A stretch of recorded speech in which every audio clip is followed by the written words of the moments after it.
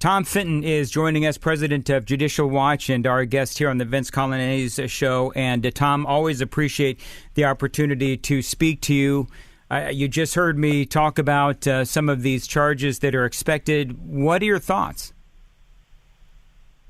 Well, our Justice Department is in ethical collapse, so, the rules that govern it kind of get thrown out the window when you're in a panic rush to target someone for political reasons.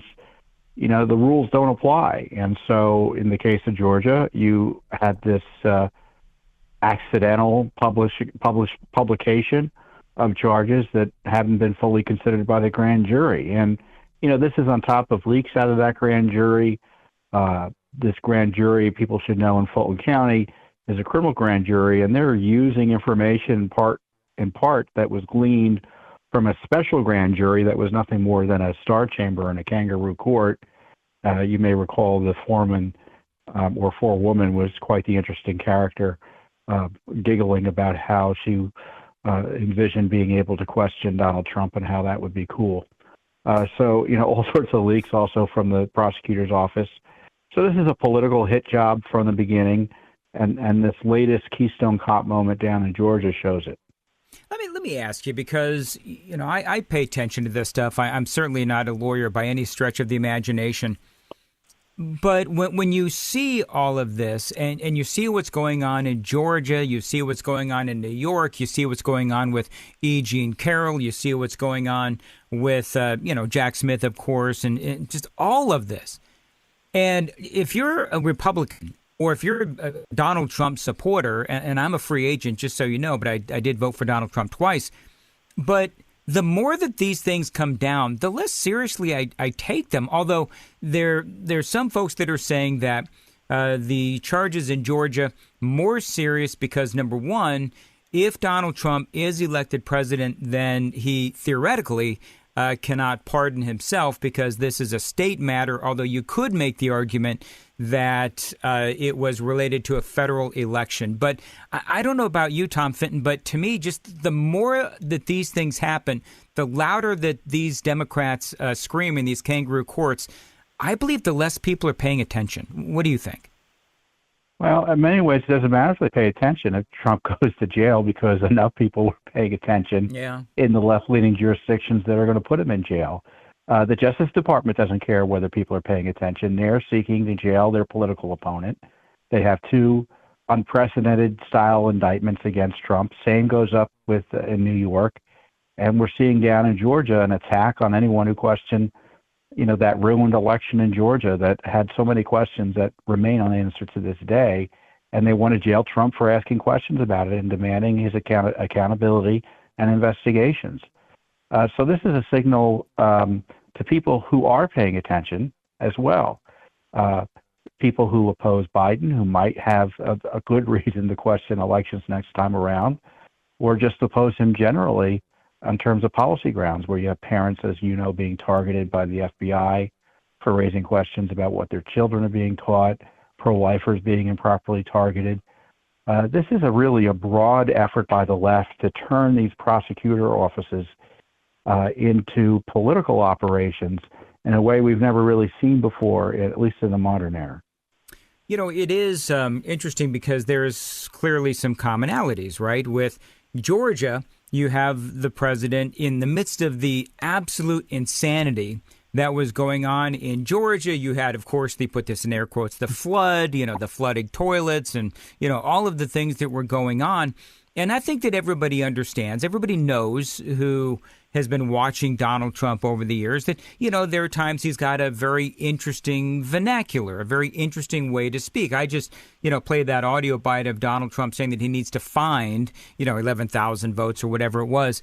And I don't necessarily see that as the president trying to, overturn or subvert an election. I think what he's trying to do is figure out what the heck is going on. From your vantage point, Tom Fitton, there must be more than this. Otherwise, I think that they're, I would think anyway, going to lose some credibility if a lot of their cases based on this one phone call. Well, they're going to pretend it's not one phone call, right? They're going to pretend there's a broad conspiracy where alternative electors were discussed or people wanted to look at how the system was run, and that's illegal too. I mean, this is a broad attack on the First Amendment, and it's not just your freedom of speech, but there's that part of the First Amendment we sometimes overlook, and which is your right to petition your government for redress of grievances. So, you ask the government to investigate an election issue as a president, as a candidate, as a citizen, you're going to get thrown in jail by the people who might suffer from such an investigation, those leftists running the system down in Fulton County. And I tell you, let's move beyond this, Dan. Who's running Georgia? Who is running Georgia? Governor Kemp needs to use every power he has under his authority as governor, and other state officials. I'm not quite sure what the state of law is there generally in Georgia, but certainly the pardon power is available to him, and if it isn't, then the legislature should act to protect President Trump. Well, it is interesting because you said something to the effect of what will politicians do if they can't petition their government and question the elections, and I would agree. Going to throw them in jail if they're Republican. If they're Democrat, I don't really know.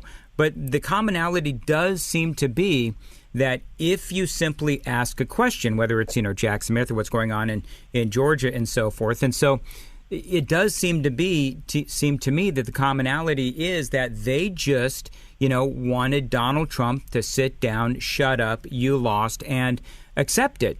And, one of the things that I've said, particularly as it relates to Jack Smith, is that, listen, just because the swamp tells you that you lost doesn't necessarily mean that you lost. We do have the ability to question things, especially in the heat of battle like we saw. And so as we look at all of these, I named all the various cases right now that are going up against Donald Trump. Of the four, which do you think could most likely end up with, the former president going to jail? Do you think that is realistic when you look at the fact that he'll have, an appeal process and so forth? But, what keeps you up at night as far as all of these different indictments against the former president?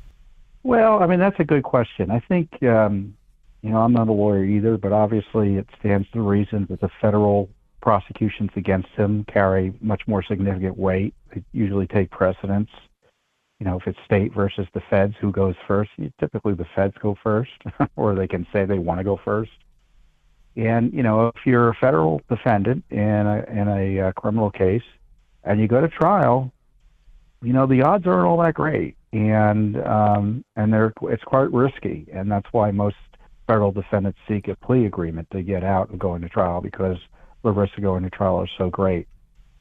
And that's one long way of saying that, if Trump is to see jail time, it's going to be because Joe Biden directly, through his appointees, put him in jail through these prosecutions. And I don't think you can say, well, it's not going to happen. Look what's happened thus far. Jail's got to be on the radar for American citizens concerned about our republic. Jail for Trump, because I tell you, if Trump is put in jail, I just hope our republic doesn't fall as a result. Well, and here's the thing. I mean, when you look at what's going on with Donald Trump, then you look at all of the other ways that our First Amendment rights have been violated. When you look at, for example, and I'm not going to go on and on about this, but, there was a time when if you said, hey, COVID came from that Wuhan lab, you had your social media shut down. Or, if you were questioning elections, then you had your social media shut down. There's all kinds of ramifications here, and they all point to the same thing, which is shut up, and if you don't, then we're going to, do something to you, whether it's throw you in jail as it relates to Donald Trump, or take away your social media, take away your First Amendment right to free speech. So there is a commonality here. Tom Fitton joining us, president of Judicial Watch. Let me ask you, in our remaining moments, of course, we all know what's going on with David Weiss, Merrick Garland. basically says, David Weiss, you are now the special counsel, even though you had all of the all of the power of a special counsel before, but now you actually have the title of special counsel. David Weiss, a lot of conservatives, unless you're Mike Pence, a lot of conservatives screaming about this because, of course, David Weiss is, somebody who IRS agents even say he protected Joe Biden. What are your thoughts on all of this? Yeah, Weiss being appointed, it really is a sick joke. And right now, for instance, the federal court judge who had been handling this sham plea deal that led to the whole appointment of David Weiss. So it's interesting. You screw up and you get a special counsel position as a result of the screw up. That's what's happening now. And she wants to know, well, you may say this deal's gone, but really, is it gone? Is Hunter Biden going to try to enforce the terms of the deal, meaning this broad immunity agreement that they tried to slide by the court? And it looks like Hunter may try to do that. And can you blame him? He made a deal, and he wants the benefits of it, no matter how slimy it was and obstructive and corrupt on the part of the Justice Department. What a mess. Our Justice Department is in a state of ethical collapse. And I tell you, I was thinking it's like watching that truck drive on 395 the other day. That's the way our Justice Department's being run. Just absolutely out of control. And, I think that when I've always thought about this, and Tom, I don't know if you do this, but, you're a very scholarly, smart guy. So, in 30, 35, 40 years, when our grandkids and great-grandkids, whatever, are looking at their textbooks, what is it going to say about our DOJ and Merrick Garland? What will they say about, this moment in time? Will they put it in its proper context of an out-of-control DOJ trying to imprison a candidate for president who is, a very viable candidate for president? Well, presuming there is an America to write about at that time still, I think this Department of Justice is going to be compared disfavorably to the Nixon Justice Department, much worse in fact. And I can't think of a comparable Justice Department that has so abused its authorities for political purposes. I just can't think of it. And, I know that's happened in the past, right? You have these kind of one-off issues and, or a general distrust. But here it's been blatant. The veil's been lifted. And, now if the new rule is you get into power and you use the Justice Department to jail your political enemies, that's not America anymore. That's Russia, that's China, that's Cuba, that's Canada. We've lost the American way if we don't do something to reverse and contract the Justice Department's powers here. I heard somebody, and I have a feeling I know what your answer may be, but I'm going to ask it anyway. So I had somebody today say, okay, well, maybe what's happening with Merrick Garland appointing David Weiss, the special counsel, maybe they realized, we may have shanked this. And so this is almost like a do-over. We now have the opportunity to maybe take a fresh look at some of this stuff. And, we're going to try to reclaim some of our credibility. Do you think that's remotely possible? No. I think it's more of a cleanup. And when you appoint a special counsel, the clock goes back to zero.